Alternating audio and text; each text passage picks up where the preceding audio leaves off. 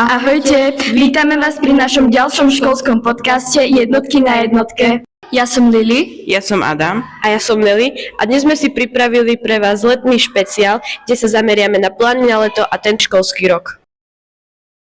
Dnes sa popýtame žiakov našej školy, čo pekné zažili tento rok a čo plánujú na leto. Takže ako s prvými tu sme s Matejkom a Sabinkou z 2. A triedy.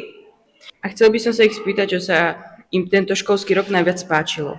Mne sa najviac páčilo, keď sme boli v škole prírode. Mne to isté. Na aký zážitok stade nikdy nezabudnete? Mne sa najviac páčilo, keď sme mali diskotéku. A mne pyžamová party. A teraz sa spýtame žiakov 3. A, aké majú plány na leto. Takže spýtame sa Tymky a Danielka. Takže ako sa tešíte na prázdniny?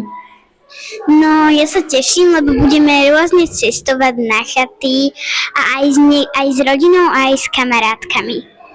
Ja budem tráviť prázdniny s mojimi kamarátami. Máme tu žiakov 2. B triedy, Maťka a Lili. A ja sa vás pýtam, aký školský predmet z vás najviac bavil tento rok? Telesná.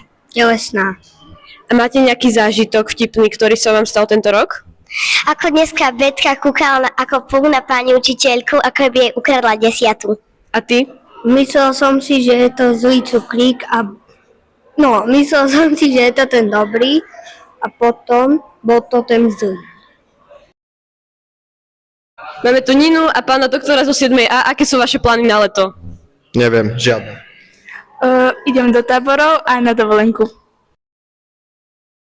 Takže teraz sa spýtame žiačky z 8. A Verči. Takže Verča, čo ti bude najviac chýbať zo školy cez prázdniny? No asi spolužiaci.